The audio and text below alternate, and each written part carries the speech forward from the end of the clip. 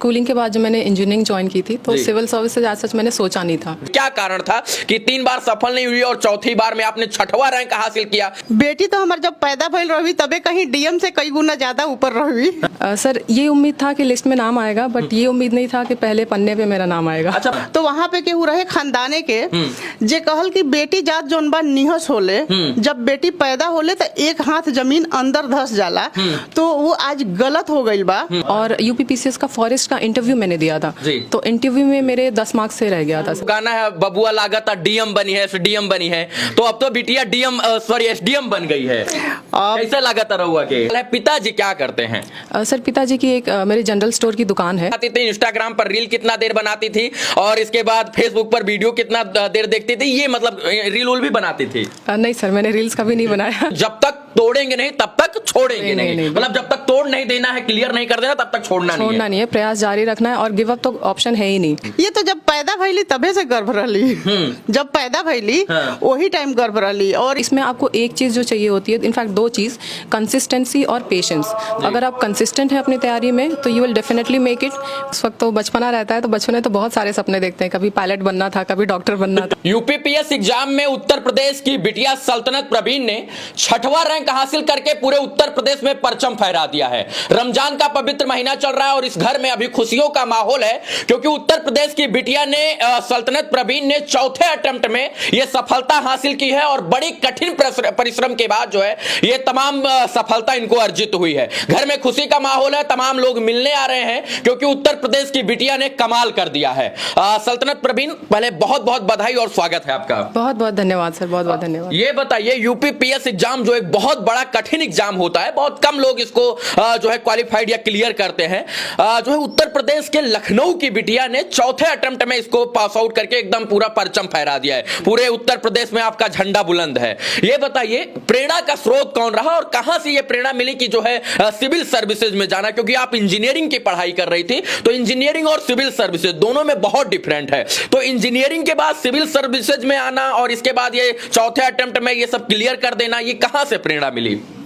Sir schooling के बाद जब मैंने इंजीनियरिंग ज्वाइन की थी तो सिविल सर्विसेज आज सच मैंने सोचा नहीं था, बट फाइनल ईयर में मेरा शुरू से यही था कि हाँ इंजीनियरिंग कर लूँगी, फिर कोई जॉब ज्वाइन कर लूँगी। बट फाइनल ईयर में मेरे फादर ने एक ऑप्शन दिखाया कि हाँ सिविल सर्विसेज भी है, एक अच्छा करियर ऑप्शन हो सकता है। तो वो बहुत बड़ा एक टर्निंग पॉइंट था मेरी करियर का, कि from being an engineer to a civil servant. तो और वो अच्छा डिसीजन था, मैं कह सकती हूँ। आज मैं ये कह सकती हूँ कि वो अच्छा निर्णय था जो मैंने लिया। मतलब जो अभी ये वाला एग्जाम क्लियर हुआ है, इसको मानती हैं कि जीवन का एक बहुत अहम फैसला था? बिल्कुल है सर, बिल्कुल। क्योंकि पिताजी ने रास्ता दिखाया था। जी, पिताजी ने रास्ता दिखाया था, पूरे परिवार का सपोर्ट था, दोस्तों का सपोर्ट था। तो ये एक कंटिन्यूअस जर्नी रहा जिसमें सबने हमेशा मेरा सपोर्ट किया, हमेशा मुझे मोटिवेट किया, इंस्पायर किया, तो जिसकी वजह से आज ये रिजल्ट आप देख सकते हैं। कहते हैं माता पिता अगर कोई रास्ता दिखाता है सर, तो वो रास्ता कभी गलत हो ही नहीं सकता है। माँ बाप अपने बच्चों की भलाई के लिए अच्छा रास्ता दिखाते और चुनते हैं, और यही कारण है कि सल्तनत प्रवीण के पिताजी ने यूपी जो है सिविल सर्विसेज का रास्ता इनको दिखाया और उस रास्ते पर चलकर उत्तर प्रदेश की बिटिया ने कमाल कर दिया और सिविल सर्विसेज में आज पूरा झंडा इनका लहरा रहा है। एक और सवाल है कि आप चौथे अटेम्प्ट में इस प्रयास को सफल कर पाई हैं, तो तीसरा अटेम्प्ट जो 1 2 3 ये 3 बार आपने प्रयास किया था, इसमें क्यों नहीं सफल हुई? क्या कारण था कि 3 बार सफल नहीं हुई और चौथी बार में आपने 6वां रैंक हासिल किया? मतलब टॉप 10 में आपने जगह बताई, बहुत बड़ी चीज होती है। 3 बार क्यों नहीं, चौथी बार में क्यों सफल हुई? सर फर्स्ट टाइम इतना मेरा कोई स्ट्रॉन्ग होल्ड नहीं था इस प्रिपरेशन में, मेरी प्लानिंग सही नहीं थी, स्ट्रैटेजाइज नहीं थी। फिर उसके बाद जब मुझे रियलाइज़ हुआ कि मेरे ये शॉर्ट कमिंग्स हैं, तो मैंने अपने सीनियर्स से गाइडेंस थोड़ा ली, तो अपने चीज़ों पे इम्प्रूव किया। फिर मैंने एक मेंस लिखा था यूपीपीसीएस का इन 3 अटेम्प्ट्स में, और यूपीपीसीएस का फॉरेस्ट का इंटरव्यू मैंने दिया था, तो इंटरव्यू में मेरे 10 मार्क्स से रह गया था सर। तो वापस इंटरव्यू के स्टेज तक जाना और वापस फिर से एक फेलियर की तरफ आना, तो वो 0 से स्टार्ट होना होता है, तो एक बहुत निराशाजनक फेज होता है जिसको ओवरकम करने में आपको आपके परिवार और आपके दोस्त बहुत हेल्पफुल होते हैं। मतलब उम्मीद था इस बार कि आप क्लियर कर देंगे पूरा? सर ये उम्मीद था कि लिस्ट में नाम आएगा, बट ये उम्मीद नहीं था कि पहले पन्ने पे मेरा नाम आएगा। अच्छा, पहली बार जो है जो दूसरा या तीसरा अटेम्प्ट था मुझे नहीं पता है, उसमें आप 10 अंकों से क्या हुआ था थोड़ा जी, यूपी पीसीएस फॉरेस्ट का मैंने इंटरव्यू दिया था जिसमें 10 अंकों से मेरा फाइनल सिलेक्शन रुका था। जी, देखिए अभी जो है चौथे अटेम्प्ट में इन्होंने अच्छा मुकाम हासिल किया है। जो लोग तैयारी कर रहे हैं, बहुत सारे लोग हैं जो आपको सीख कर सबक लेकर बहुत अच्छा करने का प्रयास करेंगे, और टॉप 10 एक ऐसी लिस्ट है जिसके अंदर जगह बनाना बहुत ही कठिन होता है, लेकिन आपने उस कारनामे को करके दिखाया जो हर कोई छात्र और छात्रा करना चाहता है। जो है और जो लोग कर रहे हैं उनको किन चीजों पर बारीकियों से ध्यान देना चाहिए ताकि अगले एग्जाम में वो अच्छा कर पाए? सर एक जो मैं बहुत रीज़न देखती हूँ जो असफलता का कारण होता है वो ये है कि जो एस्पिरेंट्स होते हैं वो प्लान नहीं करते हैं अपनी चीज़ों का। जी। प्लान करते भी हैं तो वो बहुत शॉर्ट टर्म के लिए होता है। जी। तो मैं इसके लिए ये सजेस्ट करूँ कि आप एक लॉन्ग टर्म प्लान बनाओ, एग्ज़ाम तक का प्लान बनाओ। दूसरी चीज़ ये कि सर आपके जो नोट्स हैं वो आप किसी कोचिंग मटेरियल पर डिपेंड नहीं होने चाहिए। गूगल पे इतने सारे सोर्सेज हैं, इतने सारे कोचिंग मटेरियल्स ऑलरेडी अपलोड होते हैं, तो आप कोई भी टॉपिक उठाओ, उसको गूगल पे सर्च करो और जो इतने सारे साइट्स हैं सबसे बेस्ट कंटेंट उठाओ और अपना एक नोट तैयार करो। तो आपके पास हर एक टॉपिक का अपना खुद का नोट्स होना चाहिए जिसमें आपकी यूनिकनेस दिखे। अगर आपका आंसर यूनिक होगा तो आपको मेंस में एक एज दे देता है जिससे आपको अच्छे मार्क्स फेच करने में काफी हेल्प मिलता है। मतलब एक दो बार करके छोड़ दिया वो वाला काम नहीं करना है। बिल्कुल नहीं। मतलब वो कहावत है यूपी बिहार में कि जब तक तोड़ेंगे नहीं तब तक छोड़ेंगे नहीं। मतलब जब तक तोड़ नहीं देना है, क्लियर नहीं कर देना, तब तक छोड़ना नहीं है। प्रयास जारी रखना है और गिव अप तो ऑप्शन है ही नहीं। आपको लड़ते रहना है जब तक हो ना जाए। एक बेसिक सा सवाल है, पिताजी क्या करते हैं? सर पिताजी की एक मेरे जनरल स्टोर की दुकान है, मुंशीपुलिया लखनऊ में ही है, तो वो बेसिकली शॉपकीपर हैं। अच्छा, क्या ऐसा करना चाहिए मतलब इस तरीके का एग्जाम, सिविल सर्विसेज का एग्जाम क्लियर करने के लिए, मतलब किन चीजों का बहुत ज्यादा ध्यान रखना चाहिए? मतलब लोग हताश हो जाते हैं, परेशान हो जाते हैं, इन चीजों का क्या चीज का ध्यान रखना चाहिए बेसिक, मतलब जिसपे क्लियर हो जाए एकदम? सर ऐसा कुछ नहीं है जिस पे आप बहुत ज़्यादा क्लियर हो सके, क्योंकि ये एक ऐसा एग्ज़ाम है जो कि बहुत अनप्रिडिक्टेबल है। आपको नहीं पता होता है, मुझे खुद नहीं पता था कि मैं रैंक ले आऊँगी, मुझे ये भी नहीं पता था कि मेरा सिलेक्शन होगा भी कि नहीं होगा। तो कोई नहीं कह सकता, कोई इनफैक्ट फर्स्ट रैंकर भी नहीं कह सकती कि मेरा होना ही है सिलेक्शन, कोई श्योरिटी नहीं होती है। तो इसमें आपको एक चीज़ जो चाहिए होती है, इनफैक्ट दो चीज़, कंसिस्टेंसी और पेशेंस। अगर आप कंसिस्टेंट हैं अपनी तैयारी में तो you will definitely make it. Patience है तो आप इंतज़ार करेंगे, आप टाइम देंगे इसमें, और ये होना ही है और हो जाएगा इंशाल्लाह। सल्तनत प्रवीण अभी एसडीएम बन चुकी है मित्रों, लेकिन एक बेसिक सवाल पूछते हैं। एगो सवाल है हमारा कि जब 10वीं और 12वीं इंटरमीडिएट और हाई स्कूल की परीक्षा कोई क्लियर करता है तो उससे एक ही सवाल पूछा जाता है, बेटा आगे चलकर क्या बनबा? तो मतलब आपके मन में क्या था, आप क्या जवाब देती थी? हम क्या बनेंगे? लोग कहते थे अफसर बनेंगे, आईएएस बनेंगे, पीसीएस बनेंगे, मतलब क्या बनना, आप क्या बोलती थी क्या बनेंगे? सर उस वक्त तो बचपना रहता है, तो बच्चों ने तो बहुत सारे सपने देखते हैं, कभी पायलट बनना था, कभी डॉक्टर बनना था, कभी इंजीनियर बनना था, तो कुछ फिक्स नहीं था। जो बताया वही बन गए। जो अच्छा दिखता था, जो मूवी कोई देख लेती थी उससे इंस्पायर हो जाती थी, या कोई सामने मिल जाता था कोई पर्सनालिटी उससे इंस्पायर हो जाती थी, तो बस वही बनना था। मतलब 10वीं 12वीं में ये क्लियर नहीं होता है कि डीएम बनना है, एफडीए, डॉक्टर, इंजीनियर, कुछ नहीं पता होता है। अभी सल्तनत प्रवीण की माता जी हैं, और ये सबसे बड़ी बात ये है कि ये अवधि जो है भोजपुरी क्षेत्र की है। इनका घर जो है कुशीनगर या कहाँ, कुशीनगर गोपालगंज, कहाँ हुआ? गोपालगंज मायका है, जमशेदपुर से पले बड़े हैं। हाँ। और कुशीनगर में शादी हुई है। अब तो बिटिया, वो एगो गाना है, बबुआ लागत डीएम बनी है, एसडीएम बनी है, तो अब तो बिटिया एसडीएम बन गई है। कैसे लागत रहुआ के? बेटी तो हमारे जब पैदा भइल रही तबे कहीं डीएम से कई गुना ज्यादा ऊपर रही। हाँ। आज एसडीएम के पद मिलल बा तो हमरा नहीं खिलात कि बहुत बड़ा पद हम पौले बानी। हाँ। आगे उम्मीद बा इंशाल्लाह आईएएस के एग्जाम ऐसा दी हन तो इंशाल्लाह उम्मीद बा कि आईएएस में ही इनकर हो सकता है प्रमोशन हो जाए। प्रमोशन में बहुत टाइम लगी। 5 साल, 10 साल, 15 साल, 20 साल। लेकिन रहुआ के गर्व बा कि बिटिया एसडीएम बन गई बा, के बाद डीएम बने के तैयारी आगे से करी है। ये तो जब पैदा भइली तबे से गर्व रहली। जब पैदा भइली वही टाइम गर्व रहली। और ये भोजपुरी में पैदा भइल रहली सरकारी हॉस्पिटल में तमकुही राज के। तो वहाँ पे केहू रहे खानदाने के जे कहल कि बेटी जात जोन बा निहस होले, जब बेटी पैदा होले तो एक हाथ जमीन अंदर धस जाला, तो वो आज गलत हो गई बा है। और हमरा अफसोस तब होला कि जब एगो औरत होके, एगो लड़की होके ही दूसरी लड़की के मतलब पैदा भइला पर खुशी ना होला। लेकिन लड़की के महत्व तो इतना बड़ा बा कि पूरा दुनिया के मर्द अगर मिल जाओ तो एक बच्चा पैदा ना कर सकेला। वाह, सही बात है। और इनके लाइनों में इनके लिए ताली होनी चाहिए, इनके लिए ताली इसलिए होनी चाहिए सर कि इस एग्जाम में बेटियों ने परचम फहराया है, बेटियों ने झंडा गाड़ा है।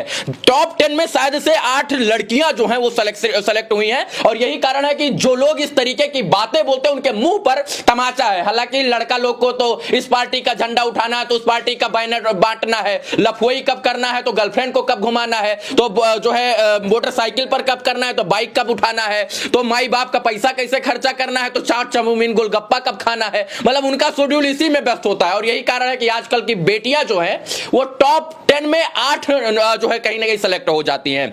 कुछ और बोल रही, बताइए। ये सब हमने किया है, हम फ्रेंड है, हाँ। ज्यादा एक दोस्त हैं आप। हाँ, ये सब कुछ हमने किया है। और लड़के हमें हमसे गुस्सा ना हो जाए, क्योंकि लड़कों का भी मतलब दोनों चीजों को अल्लाह ने बनाया है ना, तो दोनों चीजों की मतलब जरूरत है। लड़की के बिना लड़का कुछ नहीं, लड़का के बिना लड़की कुछ नहीं, एक दूसरे के पूरक हैं दोनों। हाँ, लेकिन जो माँ बाप भेदभाव करते हैं उन माँ बाप से मैं कहना चाहूंगी कि अपने बेटा में और बेटी में कोई फर्क ना समझे, क्योंकि दोनों समान है। जो पायलट लड़का बनता है वही पायलट लड़की भी बनती है। थोड़ी सी मदद करिए। एक चीज और मैं थोड़ा सा ये बताना चाहूंगी सबको कि हमारे यहाँ जो गरीब लोग हैं वो थोड़ा सा पढ़ा दिए, 10 तक पढ़ा दिए, 12 तक पढ़ा दिए, उसके बाद उनका ये रहता है कि बच्चों की शादी करें, 5 लाख 10 लाख खर्च कर देते हैं शादी में। लेकिन मैं उन लोगों से ये बोलना चाहूंगी कि आप लोग जो 5 लाख रुपए शादी में लगाते हैं, उस 5 लाख से कम एक बीटेक आप करा सकते हैं। बहुत बढ़िया। तो वो 5 लाख रुपए से जब आप बीटेक करा देंगे तो बच्चे कम से कम 10 लाख स्टार्टिंग है, 10 लाख से ईयरली उनका स्टार्टिंग होता है, 20-20 लाख पे आ जाते हैं, 15 लाख पे आ जाते हैं।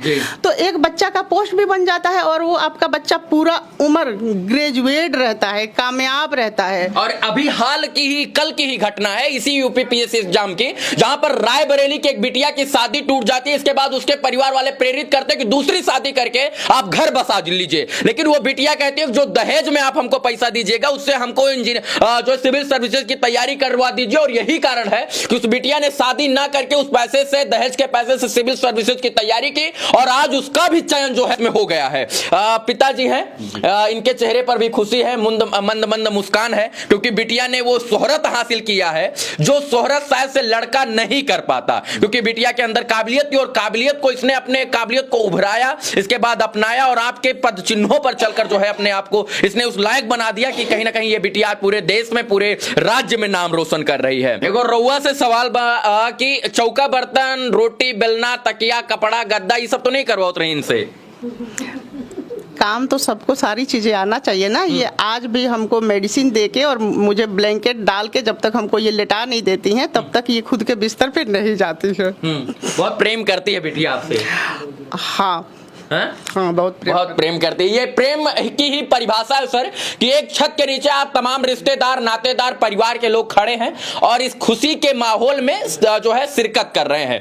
बाकी बस अंत में इतना कहेंगे कि बहुत सारे सवाल हैं, इन सवालों का जवाब लेते लेते अगर मैं सवाल पूछने लग जाऊं तो हो सकता है कि रात हो जाए, कल सुबह भी हो जाए, लेकिन कम समय में बहुत सारी बातों को समझाने का प्रयास उत्तर प्रदेश की बिटिया ने कमाल किया।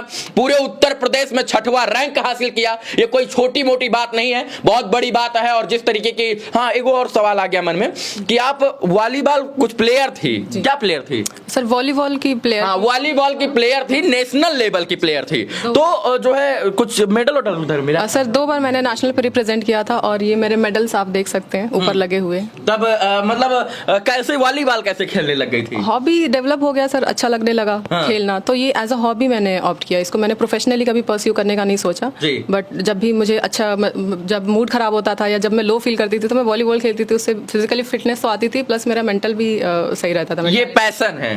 पैशन नहीं कह सकते बट हॉबी कह सकते हैं। अच्छा, हॉबी। अच्छा, एक और सवाल है कि कितना घंटा पढ़ाई करती थी इन तमाम चीजों को अर्जित करने के लिए?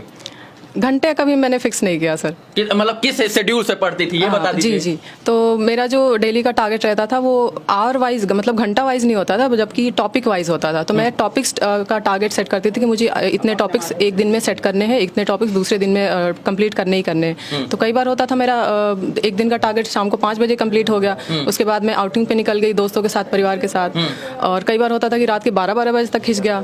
तो फिर वही सुबह उठ के फिर से 12 बजे सो, फिर सुबह जल्दी उठ जाओ, तो मैं मॉर्निंग पर्सन हूँ, सुबह जल्दी उठना पसंद करती हूँ। एक और सवाल है कि जो है सोशल मीडिया का क्या योगदान रहा? व्हाट्सएप कितना देर चलाती थी, इंस्टाग्राम पर रील कितना देर बनाती थी, और इसके बाद फेसबुक पर वीडियो कितना देर देखती थी? ये मतलब रील उल भी बनाती थी? नहीं सर, मैंने रील्स कभी नहीं बनाया। देखती कितना देर थी? फेसबुक अकाउंट तो है ही नहीं ना। नहीं, फेसबुक भी अकाउंट कितना देर देखती थी? अच्छा, मतलब मैं व्हाट्सएप चलाती हूँ। व्हाट्सएप तो मैं पर आवर मतलब देख नॉर्मली मैसेज आते हैं तो कम्युनिकेट करने के लिए फैमिली से। और हाँ, इंस्टा में चलाती थी। जब भी मुझे नींद आने लगती, झपकी आने लगती थी पढ़ते पढ़ते, तो मैं इंस्टा खोल के सर्फ करने लगती थी, तो उससे मेरी नींद गायब हो जाती थी। तो ज़्यादा से ज़्यादा 20-25 मिनट चलाया, फिर बंद किया, फिर पढ़ना, फिर जब झपकी आई फिर इंस्टा खोल लिया। सल्तनत प्रवीण अभी हमारे साथ है मित्रों, और ये कोई अब साधारण महिला नहीं रह गई, साधारण बेटी नहीं रह गई हैं, बल्कि हमारे साथ एक एसडीएम खड़ी हैं। अब पता नहीं कहां जो है ये इनको पद बाहर दिया जाएगा, लेकिन ये हमें पता है कि देश के प्रति, समाज के प्रति और इस क्षेत्र के प्रति, हिंदुस्तान के प्रति अपनी अहम भूमिका निभाएंगी और देश को आगे बढ़ाने में अपना महत्वपूर्ण योगदान देकर सबका जो है सिर गौरव से ऊंचा करेंगी। बाकी आप हमारे साथ जुड़ी, इतना कीमती समय दिया, अपने परिवार के साथ हमारे साथ बात की, उसके लिए बहुत बहुत धन्यवाद। बहुत बहुत धन्यवाद सर आपका। बाकी कुछ बोलना चाहें तो अंत में, कुछ आपके मन में जिज्ञासा हो कि हमको कह देना चाहिए, बहुत सारे लोग देख रहे हैं उत्तर प्रदेश, बिहार, झारखंड से, तो कुछ अगर कहना चाहें तो? सर, इस बार जिन एस्पिरेंट्स का नहीं हुआ है, मैं उनके लिए कहना चाहूँगी कि मैंने 3 बार असफलता को चखा है, तो मुझे पता है ये कैसा फील होता है फिर से ज़ीरो से स्टार्ट करना। तो मैं उनसे यही कहना चाहूँगी कि आप क्या बोलते हैं, हताश नहीं हो, निराश तो बिल्कुल नहीं हो, और फिर से अपने आप को मोटिवेट करो, जो आपको अच्छा लगता है कुछ दिन वो करो, और वापस आओ इस फील्ड में, वापस जम के पैर रखो, और इंशाल्लाह यू विल मेक इट। हार नहीं मानेंगे, रार नहीं ठानेंगे। आगे की लाइनी आप सोच लीजिएगा। इसके बाद फिर बताएंगे, कहते हैं कि जो है सूरज अगर ढला है तो उगेगा जरूर, एक दिन जरूर उगेगा, दूसरी लालिमा और तीसरी गति से उगेगा। बाकी इस वीडियो को देखने के लिए तमाम दर्शकों का पुनः एक बार बहुत बहुत आभार, शुक्रिया, शुभकामना मित्रों, धन्यवाद।